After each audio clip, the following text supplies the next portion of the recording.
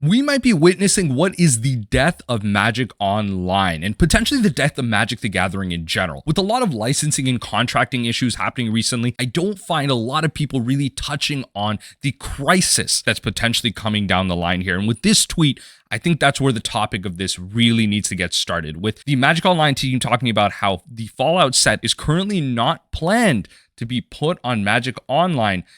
I think we have, as I mentioned, a looming crisis. With the digital divide that's now going to be created between paper and online, the accessibility, the playability, and the interest of the game is going to be at such flux. I don't know if the game is going to be able to handle it because of the real world implications for the players and the cards that they want to play with.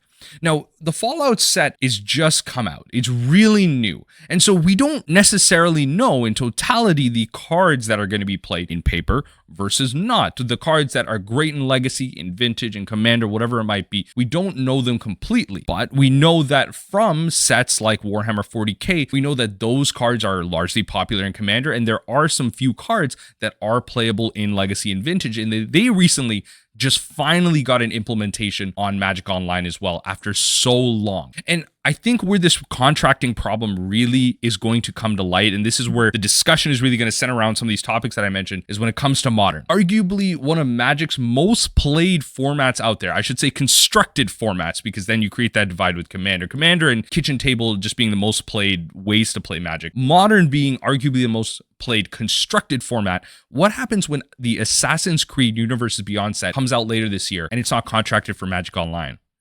What happens when the contracting is delayed or not complete? What if we only get certain cards? What happens to the Gathering versus the Magic Online?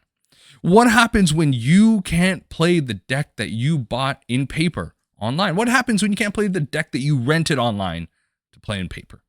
This is the topic of the video here. And I recognize that this is going to be a very divisive topic, a very frustrating topic. And I'm not going to be able to cover all the points in this video. So if you have your own thoughts, your own points to bring in, I want to hear them in the thoughts down below, because we need to come together as a community to really push back at Wizards of the Coast and the contracting team at large to push this forward. We need these cards to be online. If you are going to give us Magic cards that we love to play with, IPs that we identify with and we want to interact with, then why aren't they available in all forms of play where they're legal?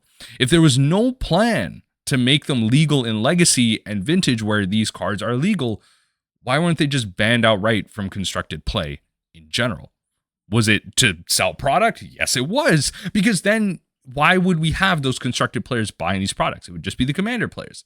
And heck, the problem with this is so far-fold. I mean, even Arena isn't getting the implementation of the Fallout set either. They're getting a sticker, as you see from this tweet. And for those of you, before you start with me, yes, for a format that does not have, I should say, a Commander format on it, doesn't mean that we shouldn't be getting Fallout sets at all, because we have formats like Timeless, which is arguably an Eternal format, and it really would be Eternal if there was just farther implementation into the before sets. But you have Timeless and you have Historic Brawl, formats that want to mimic Eternal and Commander formats at large. Why can't we have those cards on Arena as well? This is just a resourcing and implementation issue, and it's not really the individual workers that don't want to do it. It's just that Wizards of the Coast and their contracting team, maybe even Hasbro at large, didn't make the contracts right. And heck, as of the recording of this video, what's hilarious is that we have a posting at Hasbro Careers for creative producer digital licensing. Its job description literally says, at Wizards of the Coast, we connect with people around the world through play and imagination. From our genre-defining games like Magic the Gathering and Dungeons and Dragons to our growing multiverse, we continue to innovate and build new ways to foster friendships and connections. That's where you come in. We are currently seeking an experienced creative producer for a digital licensing, gaming, and gambling production team to assist in leading overall project and game design development efforts for multiple brands by providing guidance and or direction to licensee development teams. This position reports to the director, blah, blah, blah.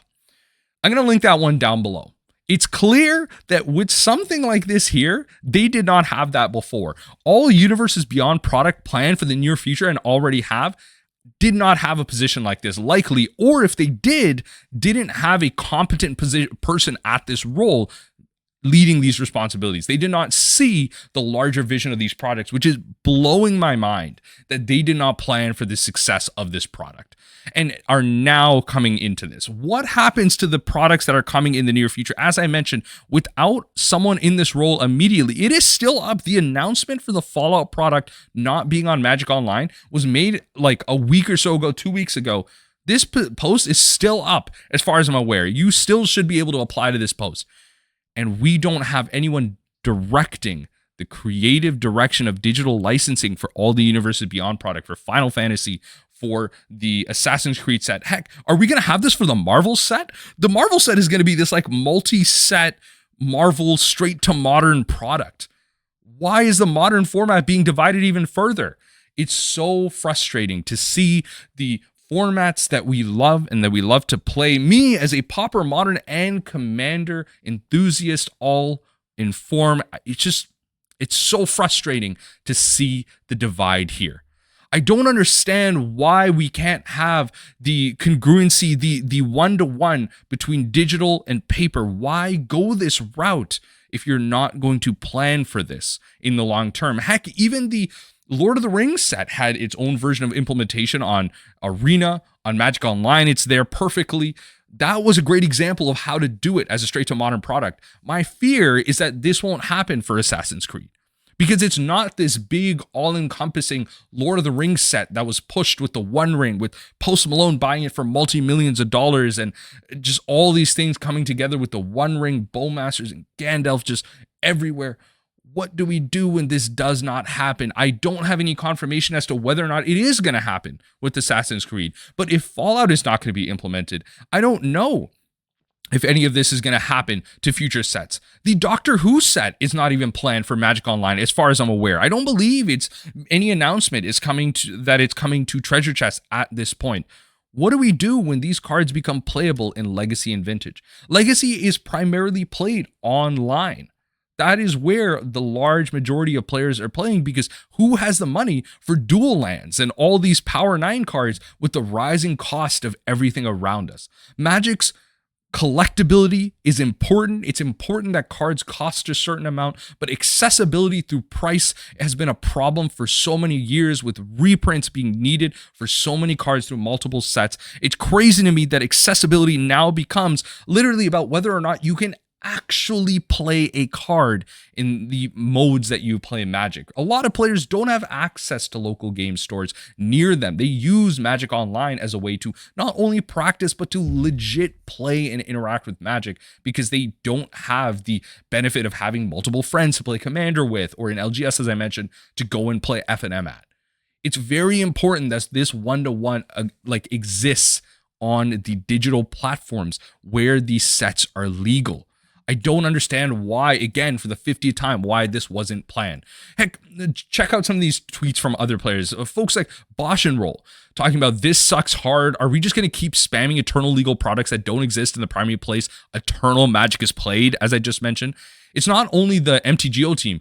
Whoever is negotiating these crossover deals is failing. And that's why I'm wondering, with that posting up, was there someone in this position, or are they just now realizing that this is going to be a successful product and we now have to plan for it? That is just late programming. That is just such failed foresight.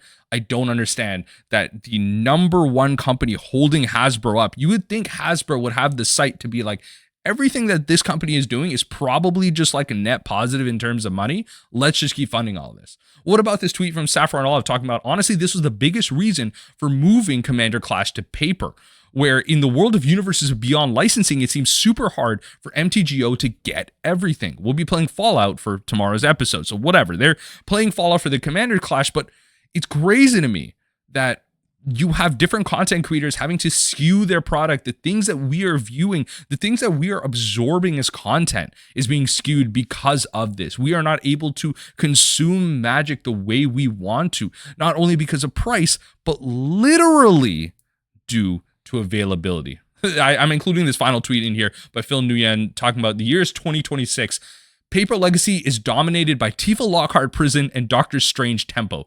But online Legacy is still just Demir Reanimator, Delver, and Beat Control. I still laugh at this tweet. This is a fun one. I love tweets like this. But anyway, talking about how really that this is becoming a rising problem and that the potential breaking of this is going to come and really come to a head with the Universes Beyond Assassin's Creed set. Mark my words right now. If the modern set is skewed, if it is delayed, if it is fractured between online and paper play, we will start to see Magic failing as a game. We will start to see constructed Magic slowly becoming the breaking point of all that is this game. Sure, Commander is keeping it up as a product right now, but the 1v1 players take up a large skew of this game as well. This game can't just be Commander. Not everything is Commander when it comes to selling product. It's important for these sets to be available in the formats that they're legal in, both online and paper, so that folks can have access to the cards they need. Heck, I mean, accessibility is such a big problem right now too, with this tweet from Brian Cook outlining it well. How am I supposed to showcase my Rad Storm deck now? And this is just talking about what I mentioned before with how do we know that certain Fallout cards are going to be really playable versus not, right? How do we know without any form of testing? How many folks have the time and the effort to be constantly testing Legacy in paper when you can do that a lot easier online? And that is where the problem is. We don't have the ability to see if these cards are going to be playable. We could have hidden gems all throughout in this game. Heck, you have cards like the staple in Being Control being in there as a 4-of. It's Triumph of St. Catherine. That's a staple there that's finally going to be available online through the implementation of the Warhammer 40k sets. Or heck, a card like Chaos Defiler that's been a 1-of in the Painter decks, I should mention.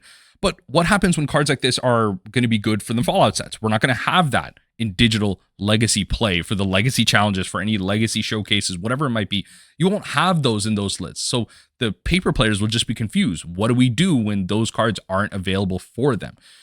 Magic is just not doing a good job with handling this in general. And I think Wizards of the Coast needs to take a stand right now. I should mention that none of this is the fault of Daybreak Games whatsoever. Daybreak Games is simply here for the implementation of the Magic Online client. They've been doing a fantastic job, and big shout out to them. Tweeting, updating, and just providing us with great changes to the client in general, a lot of quality of life things.